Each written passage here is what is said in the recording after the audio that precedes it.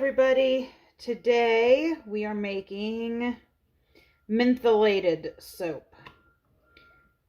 Now you can use any essential oils or fragrance oils that you want. I use what I call double mint, and I mix together peppermint and spearmint essential oils. Now for each essential oil you're going to have a different usage percentage. So you can't just say, oh, 1 ounce of this, 1 ounce of that with essential oils.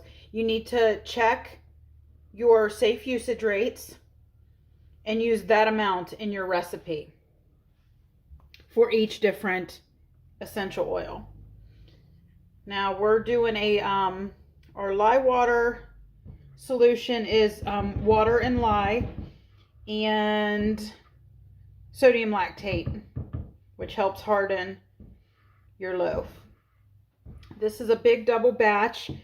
We keep this in stock in our shop, so we have to make a lot of it when we make it. Now,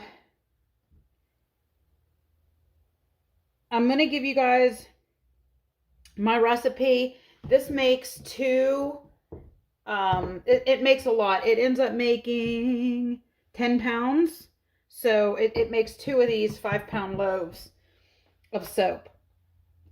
And let's see, we use 36.75 ounces of liquid, which our liquid today is water.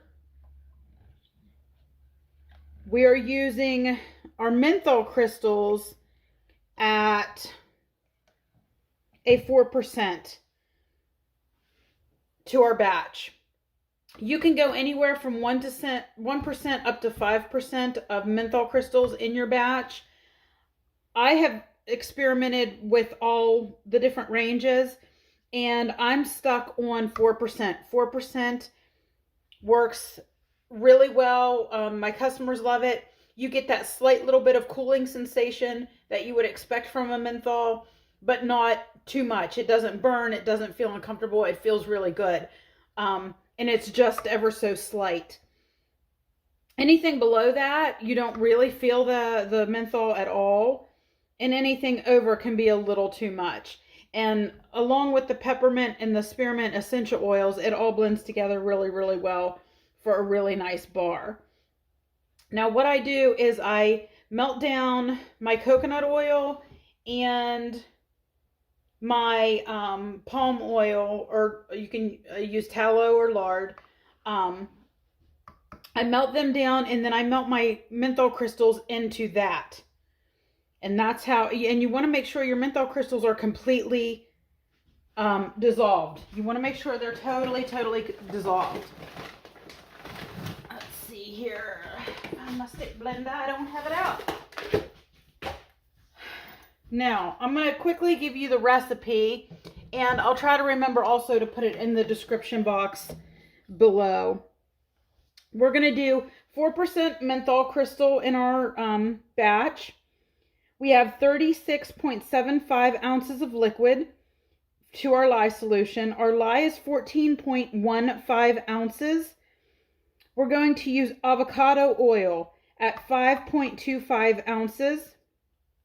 Coconut oil at 21 ounces, your palm lard or tallow at 31.50 ounces, olive oil at 31.50 ounces, castor oil at 5.25 ounces, and hemp seed oil at 10.50 ounces.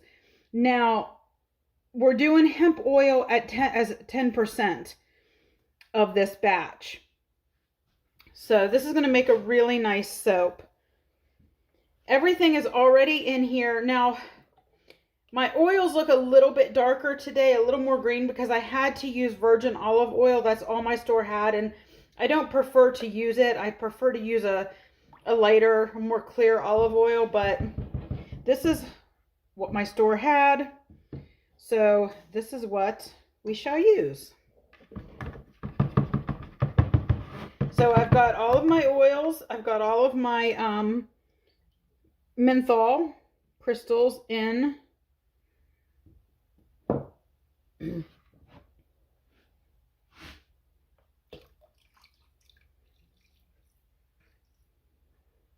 I will put a link in the description box below to show you guys why I cannot wear gloves.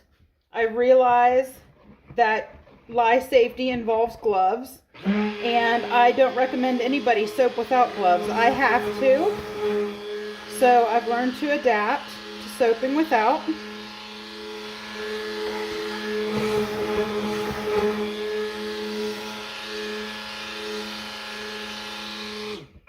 Now I'm going to do an ombre pour with this. It's just going to be blue and white. There's my essential oils.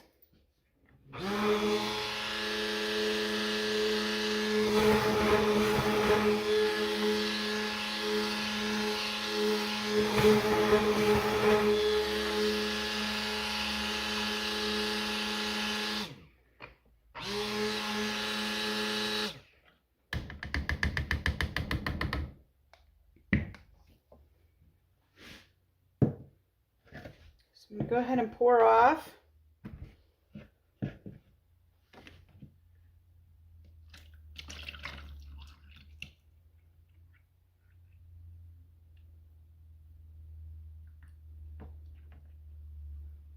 And we're going to make what's in the bowl here a nice deep blue.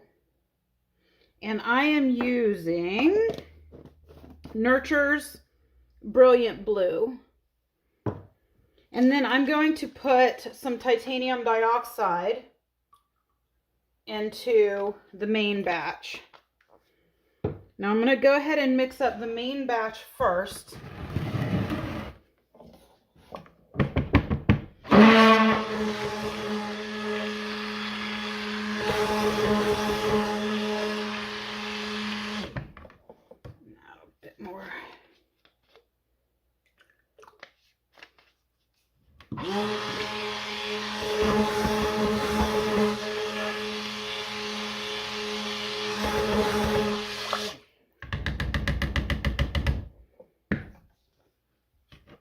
So there's our white.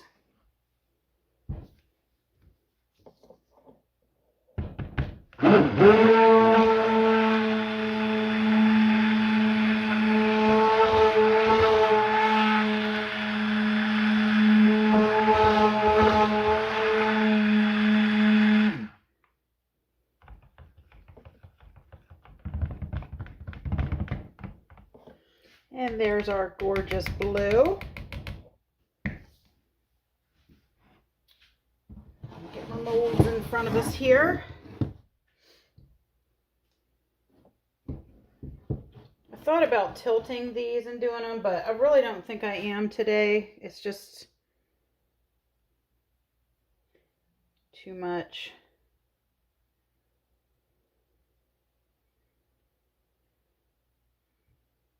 So there's our darkest blue. Now, a little at a time, we're going to keep adding white to it and making it a little lighter. I'm going to scoot these back a hair so I can...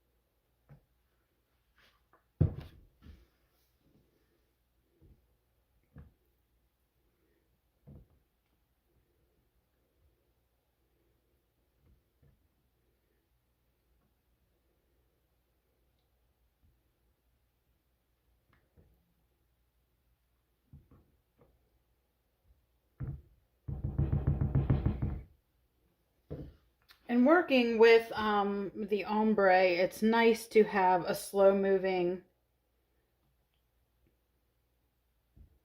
recipe. Because you have to keep pouring and stirring and pouring and stirring.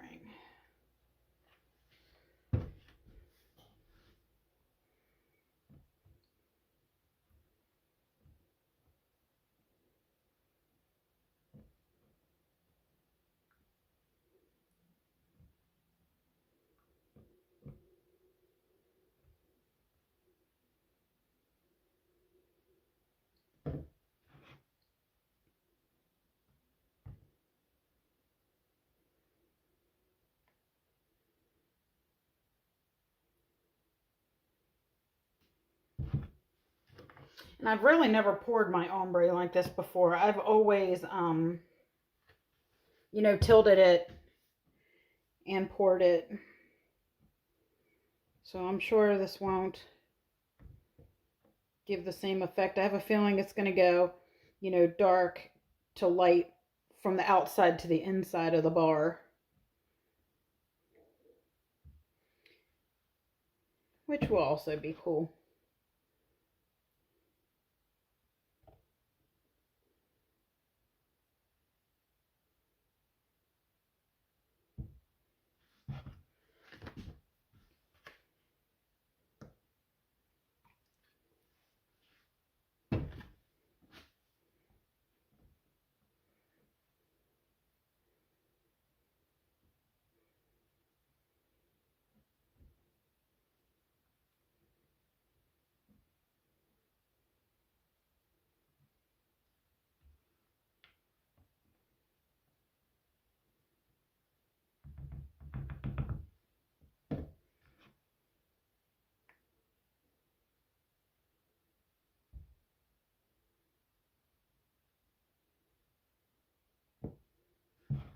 Or it may, kind of give that almost like a thick tiger, swirl. Tiger stripe.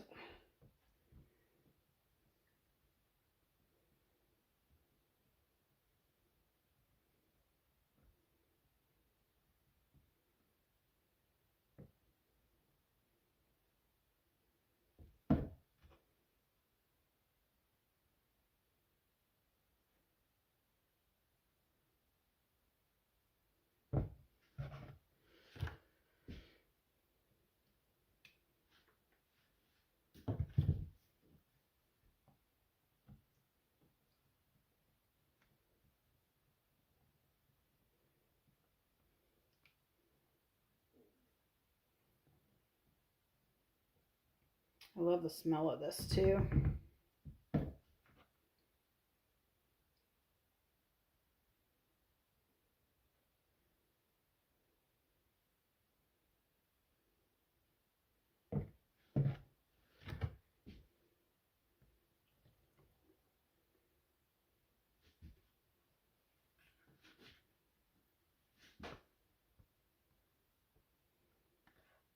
I know I am not the nice tidy soaper that you see on YouTube where not a speck of anything is spilled and there's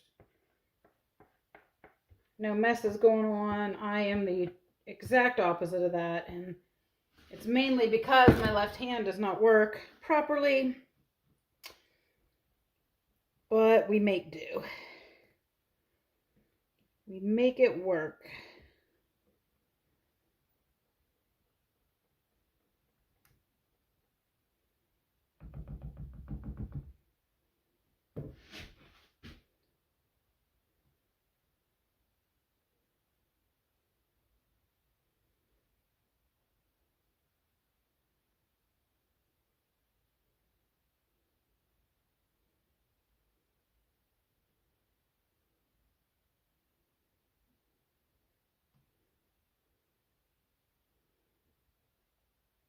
Just make sure those are completely filled, and then I'll go back and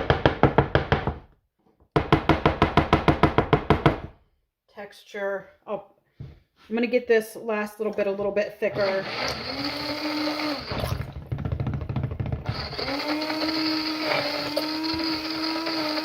It's actually thickening up now.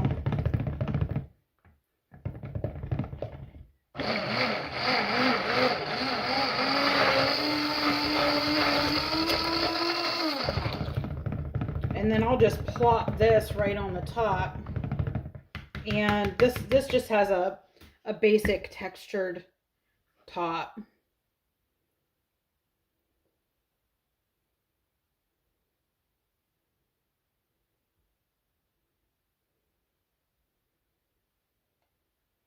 Just kind of building it up through the middle.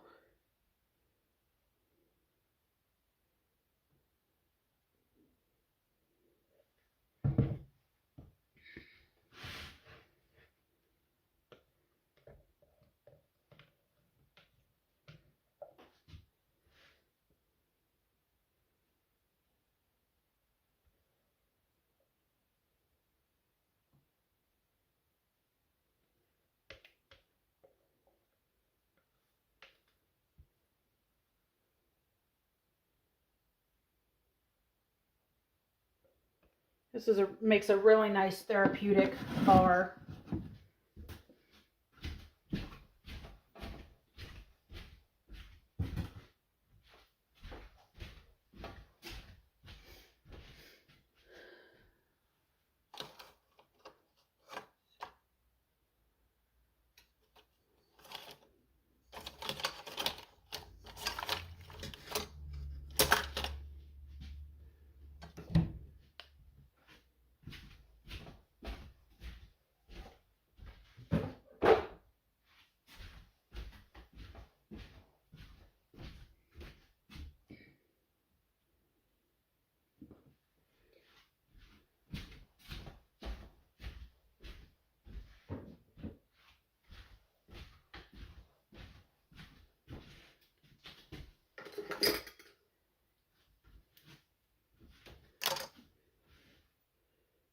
Well, it's not really ready to give a proper texture yet. It's still a little too jiggly. I'm going to give it a minute to kind of set up a bit.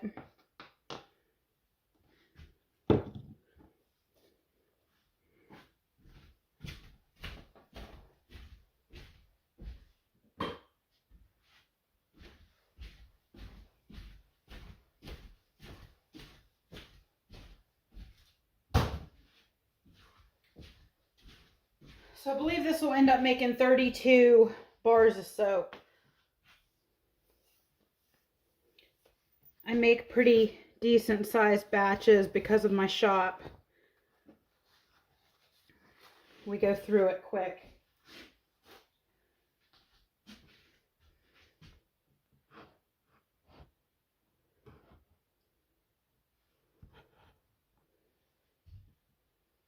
And I don't cover mine. I don't, stick them in the oven and pop them. I don't put them in a fridge or freezer to try to cool them down.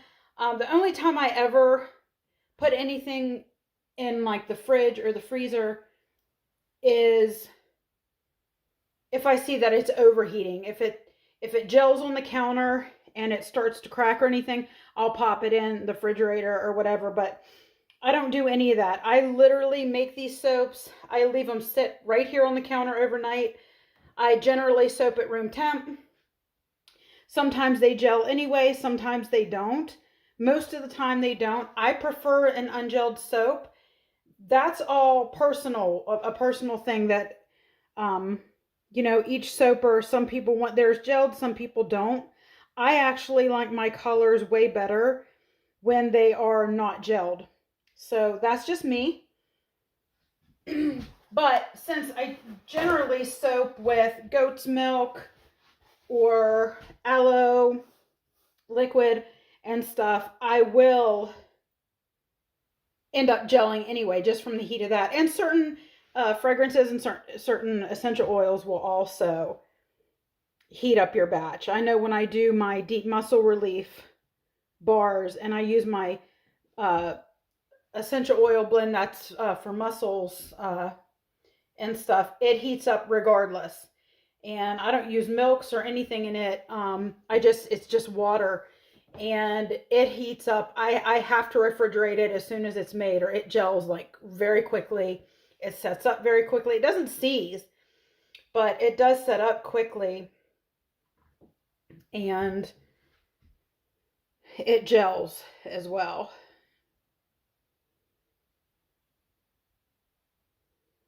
It's starting to set up a little bit more.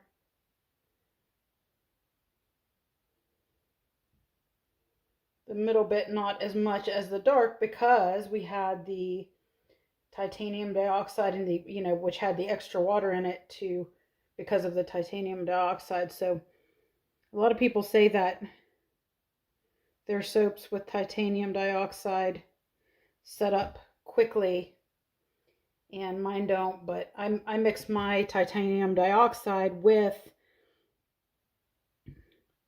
water. Mine is a water soluble. Actually, I think the one that I use can be either oil or water soluble, but I do a whole little bottle of it at a time, so I'm not having to mix it every single time I make a soap using it. That's not hugely textured, but I don't want it to be hugely textured anyway, so even though it could use to set up a little bit more before I textured it, this will work for us. So I have a feeling, because the way I just poured it all straight down the middle, it's probably almost going to kind of look like a really thick, heavy, like tiger stripe with dark going up to light. You can see where the dark, split off to the side. So I don't know, it's going to be kind of interesting. I've not made it this way before. And normally, like I said, I would tilt as I'm pouring like I did with the last soap that I made, but I just didn't feel like dealing with the tilting today.